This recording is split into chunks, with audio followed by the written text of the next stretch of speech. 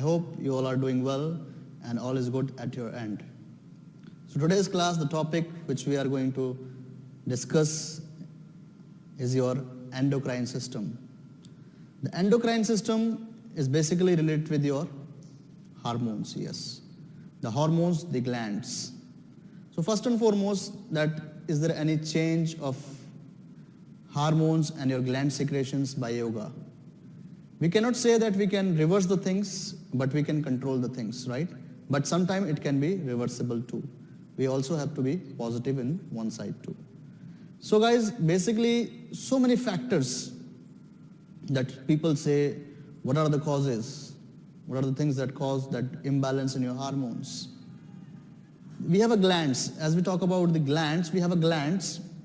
What is it that glands? We have a different glands situated in the different part of the body. Like suppose you guys know about that thyroid, right? Thyroid gland we have on your throat. The throat chakra we can associate. So thyroid gland imbalances. Ovaries, inside we have different hormones that is secreting. So what is a gland? The first question comes, what is a gland? So gland is an organ that produces secretions, right? The gland is an organ that produces secretions. Now the question comes, what is hormones? So hormone is a chemical messenger, right? Hormone is a chemical messenger. The gland that produces secretions, that releases the hormone and it distributes to your different parts of the body via bloodstream. So now, what are the things that causes imbalances to your hormonal level? The one thing, if there is not any kind of injury inside, like we can say any cyst or any tumor in your gland, that can also cause imbalance to your hormones. But the one thing that is the most common thing nowadays that causing imbalances to your hormones, everybody knows, that is your stress, right? The stress that is causing imbalance to your hormones. Now people say, how? What are the symptoms? What are the different symptoms that I can see that, oh, I'm getting out of hormonal balance? So different symptoms we have. You feel anxiety, stress always, or you feel that loss of appetite or more appetite sometime in the different conditions. So these all kind of, you feel fatigue or easily you can get tired, laziness comes to the body. So these all are the conditions, these all are the symptoms that you can correlate that something is going imbalancing to my hormones, right? Your sugar levels get imbalanced. You can get diabetes over there. But different diseases. But the first main cause is the stress. Due to the stress, in this hectic lifestyle nowadays, we don't have a time to focus on us. Now, the thing comes, guys, that this endocrine system, it associated with your nadis also, the chakras also, because the different chakras we have, different glands are located also there. The chakras, it's basically the energy channels, you can say, the nadis that take the impulses from there. In yoga, you say you have 72,000 nadis in your body that carrying the different energies to different parts. So nadis, chakras and hormones and the nervous system and the endocrine system, they all are connected together.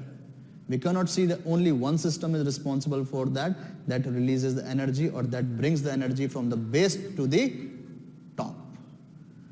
So about this endocrine system, guys, when we talk about like these all systems are connected together, whether it is your endocrine, nervous system and your energies, nadis, chakras. So chakra has its own effect, like you say, the energy centers. According to yoga, the energy centers. But in everywhere in the chakras, according to the medical side, if we go slightly to connect together, that these are the plexus, the energy, the plexus of the energy, from where the bunches of the nerves are passing and supplying to the different parts of the body. So that's why when your nerve cannot get a proper stimulus, it also does affect your blood circulation, muscle contraction also. So you cannot see like by jumping or by doing that, it opens. You have several different exercises to open that also. So if we go to the next slide now, so Kundalini energy and the nadis. So Kundalini, when we talk about the Kundalini, this is the latent cosmic energy reside in every living human being in Mooladhara chakra. The base chakra, the Mooladhara chakra that we say. So if you just focus on the sentence that latent cosmic energy resides in every living human being. We all are living, we all are breathing, but sometimes people have a problem. I feel stress, I don't have an energy, I don't want to do this, I don't want to do that.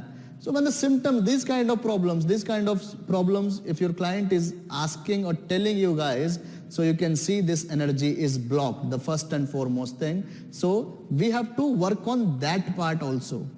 It doesn't mean only you're working on the asanas, only flowing or that. There is some kind of posture that can easily open that energy. But it's only about, not only about the every living human being. We all are living. But how much we have awakened that energies, you can very easily draw your attention, just try to feel the behavior, try to focus on the behavior, observe the behavior of a student after the class, in between the class and before the class. So we have to put some psychic physiology also in relation to your endocrine system and the nervous system. When it is activated through Hatha Yoga, it rises through each of these spinal chakras in turn and up through the top of the head to the Sahasrara, that is your crown chakra.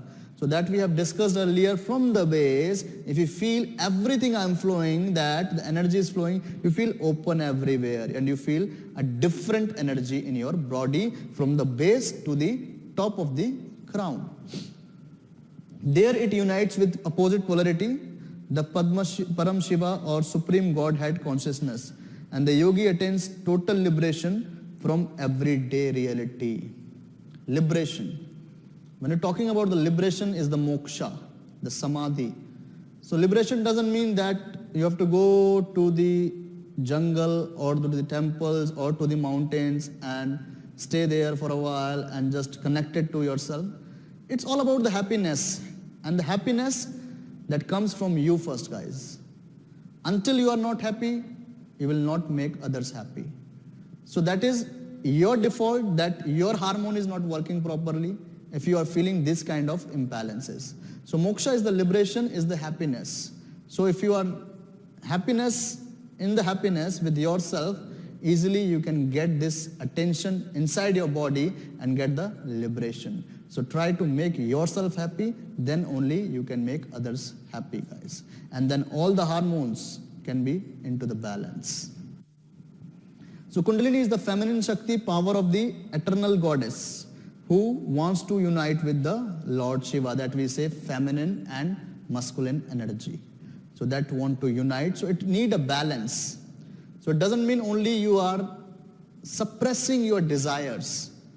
We don't have to suppress, we have to release, and it has to be into the balance. If you're eating the food 6 times a day, yes, it affects your digestion too. So same thing, the practices which is made by the universe or by the nature, you have to use it in balance. If anything you are working out of balance, all the energy disturbs. So then the whole of the energy, if you thinking about one thing on your one body system, it sucks all the energy there and the other activity affects, guys. So here you can see we have a nadis, the 3-2 nadis, as we have discussed in the philosophy also, the Ida nadi and the Pingala nadi, and then when it connects, so it raises to the Sushumna, the top part. So then the energy flow into the balance. So this is all about the introduction to the Kundalini, its energy and how it connects with the body. So find the reason to make yourself happy, and easily then all the hormones can flow into the balance, can maintain your normal homeostasis of your body. So if we go through the next slide, guys, endocrine system versus nervous system function, now we can compare here, right? The endocrine and nervous, as we have discussed earlier, they both work in relation to each other. So endocrine system work along the side of the nervous system to form the control system of the body. So they both can control the system of the body.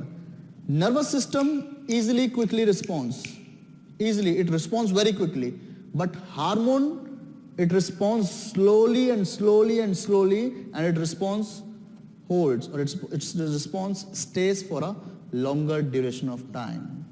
So you can see the nervous system provide a very fast and narrowly targeted system to turn on specific gland and muscle throughout the body. But the endocrine, on the other hand, is much slower acting, but has very widespread and long-lasting and powerful effects on your body too. So hormones are distributed by glands, as we have discussed earlier, through the bloodstream to the entire body, affecting any cell with a receptor for a particular hormone. So there is a receptor. When the hormone releases, so one receptor cell is there that gets that hormone and fulfill the outcomes to your particular part of the body. So most hormone affect cell in several organs of throughout the entire body, leading to many diverse and powerful responses. The simple example if we gave to you guys, like if you're walking, suddenly the tiger comes in front of you, what happens? Everything goes high, high, high, high, high, high. So some hormones can be released from your adrenal glands, right? Adrenal glands, and that can be released and that can control your other activities of the body. So that time you can control, and as the tiger passes, everything calms down. So hormone gets into the balance again. So this is the introduction that how endocrine system versus nervous system, they function in your body into the basic level. So if we go through the next one now, so endocrine system, that you can see the different chakras we have from here, and different organs are also connected with it, right? So different chakras and different organs are connected with this one. If you see from the Mooladhara, the sacral chakra, right? The middle one, the Manipura is there, the thyroid gland is there, heart chakra we have, pineal gland. Then you have this one is here, that third eye chakra is there. So it includes all of the glands of the body and the hormones produced by those glands. So glands are controlled directly by stimulation from the nervous system as well as by the chemical receptors in the blood, and hormones produced by other glands. So this is how the glands are controlled, directly by the stimulation of nervous system or by your hormones produced by other glands. So by regulating the functions of the organs in the body, these glands helps to maintain the body's homeostasis. What we have discussed earlier, what is this homeostasis is to maintain the internal temperature or internal system of your body. If anything is going out of balance, like thyroid imbalance, it affects your metabolism also. Sometimes you feel less hunger, sometimes you feel more hunger. Depends upon hypo and hyperthyroidism. So cellular metabolism, reproduction, sexual development, sugar and mineral homeostasis, heart rate and digestion are among many processes regulated by the actions of the hormones. So we cannot say if there is any damage to my internal structure, physical damage, then only it can get imbalance.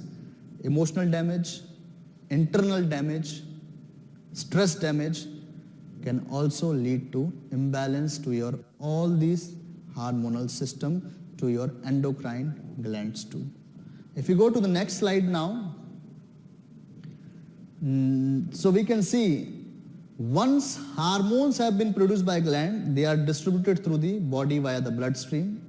So as hormone travel through the body, they pass through cells or along the plasma membrane of cells, right? The plasma membranes of cells, until they encounter a receptor for that particular hormone. Until they don't find any encounter of the receptor for that a particular hormone. So hormones can only affect target cells that have the appropriate receptors. They only target the target cell, affect the target cell only which has appropriate receptors. So this property of hormone is known as specificity. Hormone specificity explain how each hormone can have specific effects in widespread parts of the body. So it doesn't mean, guys, like any hormone releases or it can be attached any part of the body. They have specific effects, right? Specific effect in the widespread parts of the body. So they have a particular target cells are there. So a tropic hormone is a hormone that is able to trigger the release of another hormone in another gland. So that we call the tropic hormone. So tropic hormone provide a pathway of control for hormone production as well as a way for glands to be controlled in distant regions of the body. So it can be controlled the distant region of the body. So it act as a emergency receptor sometime to the tropic hormone, that we can say the life-saving way also. So many of the hormones produced by the pituitary gland such as TSH, ACTH and FSH are tropic hormones. They can widespread and control the different parts of the body too with other target cells. So next slide if we go, this is the different chakras we have, right? The different chakras, the Mooladhara, Swadhisthana, Manipura, Anahata, Vishuddha, Ajna and Sesra. So different chakras have different mantras you have that you learn in the philosophy more.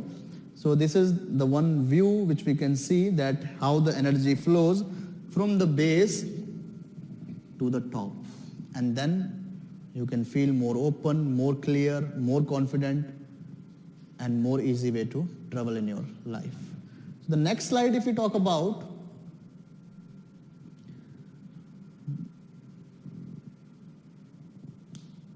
so now you can see chakras and their associated endocrine glands. So everywhere there is a gland that is in response to the hormones. Mooladhara, it says grounding and physical stamina, right? Until you don't feel the grounding, you don't feel the confidence. You feel everything is blocked if your base is not open. So prostate and fallopian tubes. So fallopian tubes in the females, prostate in the males.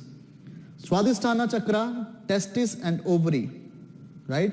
It is connected with your testis and ovary that we call the gonads gland, the gland responsible for your sex. Then we come to the Manipura chakra, that is your pancreas, adrenal gland is also there, right? The organ is the pancreas and just above the kidney you have two adrenal glands. So Swadhisthana chakra, the testis and ovary, the testis in the male, ovary in the females, the gonads gland, the sex gland. Anahata chakra is for your heart reason, guys. And we can say like before we have talked about the Manipura chakra, pancreas, that is your adrenal gland that is situated over your kidneys. Anahata chakra, heart, thymus gland is there in the middle of your sternum. Vishuddha chakra, throat one, is thyroid gland is responsible here, that is situated.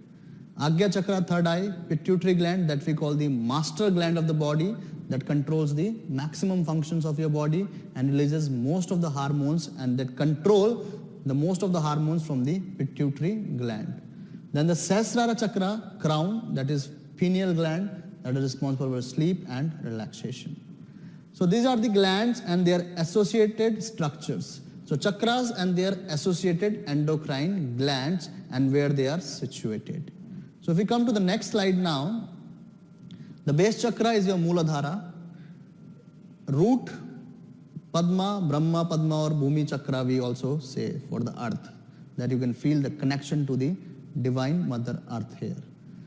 Symbolizing the densest manifestation and the basis of life. So you can see the 4 lotus petals here. But we have to mostly focus on to the psychological state of greatest joy. Corresponding to the psychological status of greatest joy, natural pleasure, delight in controlling pleasure, right? Delight in controlling the pleasure also, and blissfulness in concentration leading to meditation. So earth energy upwards through the feet and legs to process and stabilize it. So grounding or rooting us is the main function of the Mooladhara chakra. So guys, if any fear, stress you have, you cannot sit into the ground and you are connected somewhere mentally and physically you are here. Most of the time you have observed people always try to change their posture. They never feel comfortable. Sometimes they do shivering like this way. Sometimes they try to change the posture. So many things going into the mind. So in the psychological aspect you can also observe that some imbalances is going on there.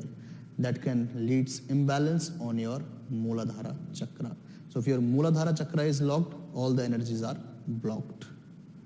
So next slide, if we go to the associated endocrine glands, the physical location between the anus and genitals, opening downwards. The base chakra is linked to the endocrine glands, the ovaries which produce the hormone estrogen and progesterone. In the females, that produces the hormone estrogen and progesterone. Estrogen promotes secondary female characteristic and menstruation cycles, and can also be found in the placenta. Placenta is the organ that the woman formed at the time of pregnancy, right? So that time estrogen also found there too. Adrenal and male testis, progesterone prepares the uterus for a fertilized egg. So male testis, the progesterone prepares the uterus for a fertilized egg for the reproduction. So in men, the testis produces testosterone, which develops and maintain male characteristic and produce sperms, right? That produce the sperms from the body. So this is the two structure that you can see, that is in the female structure, that ovaries are here, the sperm travels and goes up to the ovary through the fallopian tubes and form an blastocyte, the egg formation, the zygote formation here. This is the female here, this is the male. You can see that the pelvis you have, then you have a testis over there, you have penis over there, and the other structure that is connected to. So next slide, if we go through the health issues and Mooladhara, what are the different health issues and Mooladhara connected with? The first and second chakra act as the energetic recycling bin of the auric field. The auric, the energy inside your body. They change negative emotional energy into power and light, and return to earth any toxic waste that the other chakras cannot deal with. So positivity comes over there, replace the negativity, whatever the darkness in your life, replace to the light. So if our Mooladhara chakra is dissociated from the earth, we cannot expel these waste emotions, right? We cannot expel these waste emotions that we are carrying since a long time. So if we can never get enough food, goods and sex to satisfy us due to our compulsion to overeat or hoard material items, then Mooladhara is dysfunctioning and we are seriously disconnected from the earth, right? Seriously disconnected from the divine mother earth. So when we deny our connection to the earth wisdom, our body react and disorder manifest, affecting the sacrum, spine, excretion and sexual organs too. So if the Mooladhara chakra is blocked, you will not experience a very fulfilling sex life, guys. So it's not I'm telling about that to restore yourself. It's not only just this is the process to do it and go back. We must have to play or enjoy this process also if you want to feel that the body is feeling each and every, when you're enjoying this, you feel every part of the body is getting energetic and the chakra is getting open too. And the energy flows from bottom to up. So next now, sacral, Swadhisthana, it's symbolized by the crimson lotus with 6 petals. Moon yantra in the center and the bija mantra and riding on a crocodile, you can see over there. It is associated with seeking pleasure and security. So we must have to focus on this more. It is associated with seeking pleasure and security. On a deeper level, it is the seat of the individual and collective consciousness, the center of humankind's most primitive and deep-rooted instinct. So when you are confident, there is no more you feel that I have a fear to fall or not to be success. Chakra is blocked. And this chakra is open, security is there, no fear, and find more confidence. So if we go through the next slide now, it is linked to the adrenal glands that lie above each kidney. So it is linked to the adrenal glands. So 2 adrenal glands, right and left adrenal gland, which you can see above the kidneys, it is situated. They are concerned with the production of adrenaline, the life-saving drug, cortisol, stress hormone, and aldosterone. So adrenaline activates the body when we are stressed. Right? When we are stressed, it activates the body. If you're doing some kind of heavy exercises or running fastly, after that you feel energized too. We are stressed or frightened by rapidly raising the heart rate and blood pressure. So it activates the body when we are stressed or frightened by the rapidly raising the heart rate and blood pressure. As I gave you the example before, if you are walking through the jungle, suddenly the tiger comes in front of you, adrenaline release. As it go through, after that you feel everything is going down, down, down and down. Another hormone, noradrenaline, starting release. So cortisol reacts against inflammation and affects the digestion of carbohydrates and protein. So it reacts against the inflammation and affects the digestion of carbohydrates and protein. And aldosterone acts on the kidneys, retaining water and sodium. So sometimes when the kidney doesn't function properly, you have a dialysis, then this hormone get imbalanced too. So these are the functions. Next slide. So health issues and swadhisthana. So when stress is constant or unnaturally prolonged, it becomes or enemy. Yes, when it is unnaturally prolonged or constant, it becomes an enemy of yourself sometime. Then the body no longer knows how to switch off the freely flowing excess of hormonal secretions, and chronic stress condition may result. So start with the acute stress and changes into the chronic stress. So any negative emotions held at sacral, such as anger, fear, can eventually cause illness. Right? Anger or fear can eventually cause illness, psychologically or physically too. So sexually, this is the pleasure chakra that turns us on. So this second chakra is traditionally associated with sexual energy, but it does not correspond with the sex organs. So it corresponds to the original life-sustaining energy behind sexual impulses, which is carrying differently. If the chakra is open, you feel the difference, how it balances your life into the active way, not in the depressed way. So being part of the urinary system linked to the kidneys is also closely connected to the way we process water in our bodies, because the kidneys is there and this connected close to the kidneys, so we process water in our body also. So other illness resulting from dysfunction of this chakra include irritable bowel syndrome, IBS, bladder tumors, malabsorption disease of the small intestine, and unexplained lower back pain. No injury on the lower back and you feel the unexplained lower back pain if this chakra is blocked. So these are some conditions that is associated with the imbalance of swadhisthana and health issues. Next slide. The solar plexus chakra, Manipura, right? The Manipura, the solar plexus chakra that we talk about, the pancreas, right? The pancreas just below or just behind your stomach, it is situated. So situated in the spine behind the navel. Yellow lotus with 10 petals. Lotus is a fiery red triangle. Yantra of Agni Tattva, the fire element. The animal symbolizes assertiveness and energy.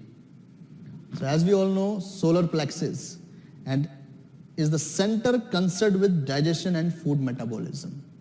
So if this organ is not functioning properly, hormone is not releasing here, you see that imbalances happen with your digestion or your metabolism of the body gets affected. Sugar, diabetes can be also get there. So next slide to the associated endocrine gland. So Manipura direct energy to the islet of Langerhans. These are the cells that is situated in your pancreas. Here, the yellow organ, the pancreas, which produce insulin to lower high blood sugar. So insulin is the hormone that regulate your blood sugar level, and also glucagones to raise low blood sugar, right? If the low blood sugar is there, then it raises the blood sugar to release glucagones. So digestive problem, diabetes and cancer are associated with Manipura. But above all, the solar plexus is associated with stress also.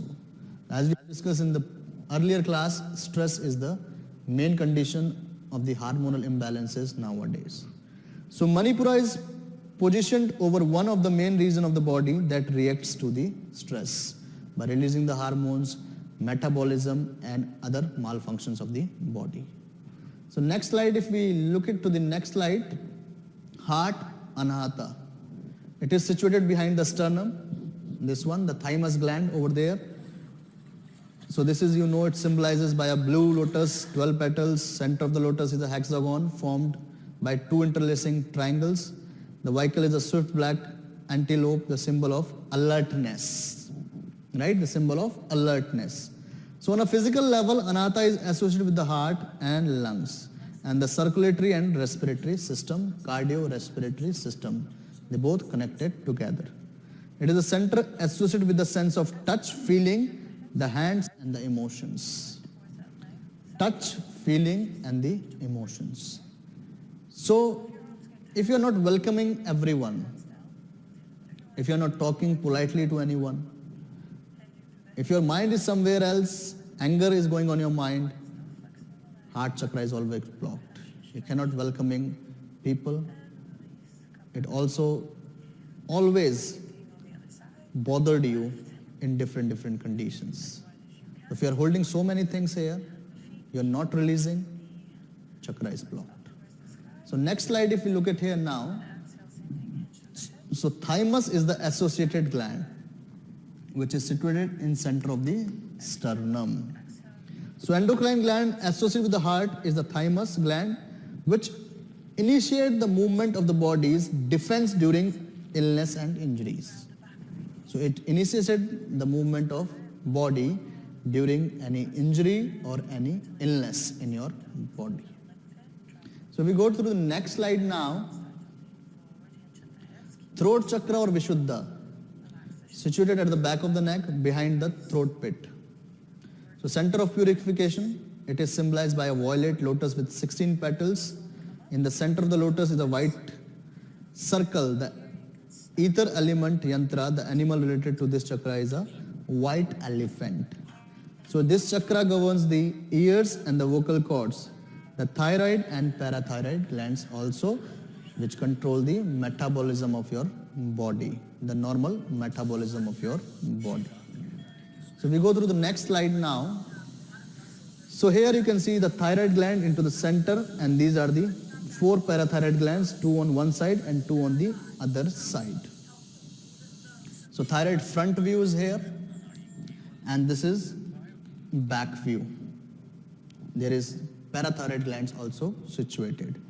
So Vishuddha is associated with the production of thyroid balancing hormones T4 and T3, promotes normal body and brain growth and repairs your body cells. So when it gets imbalanced, so there is more degeneration of the body cells. And parathyroid produces parathyroid hormone, calcium and phosphate metabolism, right? So it is responsible for your calcium and phosphate metabolism, parathyroid. So imbalances, sore throat, neck pain and pain in the back of the head, digestive and weight problems, and always you feel exhaustion when the hormonal imbalance comes to your thyroid and parathyroid glands. Next slide if you go. The brow chakra, ajna chakra on the center that we call the third eye sometimes. The third eye chakra, it is situated in the midbrain behind the eyebrow at the top of the spine. It is known as the third eye or the eye of Shiva also. It depicted as a silver lotus with 2 petals which represent sun and moon. So this is the center where wisdom and intuition develop, right? Where the wisdom and intuition develop. It corresponds to the pineal gland, right? Correspond to the pineal gland. On a psychic plane, this point is the bridging between the mental and psychic dimension. The mental and your psychological dimension, this is the bridge where all the emotions, thoughts get meet on the basic of your mental and psychic level. So next slide if we go. So associated endocrine gland is pineal gland here, right? The pineal gland. So this ajna is linked with the pituitary gland and energetically with the pineal gland.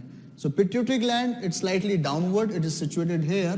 This is we call the master gland of the body that controls most of the hormonal release or functions. So all the endocrine glands act together and orchestrated by the pituitary gland, right? They act together but controlled by the pituitary gland. So pineal gland secretes melatonin and serotonin, the hormones. The hormone melatonin and serotonin, which is responsible for the stress or the pigmentation of skin too. So imbalances, sleep disorders, increased secretion of thyroxine, so hyperthyroidism happens sometimes, and thyroid deficiency due to low sodium level. If you go to the next slide now, so the crown chakra, Sahasrara guys, situated at the crown of the head. It is the abode of the highest consciousness. Very difficult to reach up to here. The different practices are there that you can reach and feel the energy to your crown chakra. It is visualized as a shining lotus of 1,000 petals containing the 50 letters of the Sanskrit alphabet, 20 times over. And the center of the lotus is the lingam of light, symbol of pure consciousness. We are conscious, and that is the pure consciousness. In Sahasrara, the mystical union of the Shiva and Shakti takes place, the fusion of consciousness with matter and energy, the individual soul with the supreme soul. So when Kundalini awakens, it ascends through the chakra to Sahasrara and merges into the source from where it originated. So from where it originated, all the parts connected together and give you the pure consciousness and connection to yourself, and all the release out of your external thoughts. So if we go through the next slide, so associated endocrine gland, pineal, is considered the conductor of the orchestra of all the glands, while the pituitary is the lead musician, right? The pituitary is the lead musician, and both of these are associated with your crown chakra. So diseases connected with Sahasrara is your headaches, epilepsy, paralysis, Parkinson, and high blood pressure. So if your pure consciousness comes from here, you are away from all these imbalances. So guys, if I talk about the hormonal imbalances, how yoga help it? So yoga, how it help it? If I suppose I have to activate this part, right? If I have to work on the thyroid imbalance. So just what we need here, contraction and relaxation. If I'm doing the pose like shoulder stand, if I'm doing the pose like bridge pose, if I'm doing some inversions, so I can feel if I'm doing the pose fish pose. So I feel what I'm doing here, contraction, relaxation. So that will increase the blood flow. So you have to create the pressure on that particular glands where you find the imbalance. So this kind of postures you have to target, that will help you to get balance from the hormonal imbalances. So this way yoga helps too. Some pranayamas you have, some relaxation techniques you have. The first and foremost thing, we have to learn how to release the stress factor from your life. So not dynamic practices you have to start with the person, but not always, sometimes dynamic also needed. When you feel laziness, imbalances on your students, so that time also we need it. But must find balance and create the pressure on the glands. Then only the blood circulation comes there, it releases that stress from there, blood flow and the energy flow automatically. So till then, take care of your endocrine system, take less stress, be more happy, and find the balance on your all the lives, whether it is your personal, professional and other lives too. Namaste, have a nice day.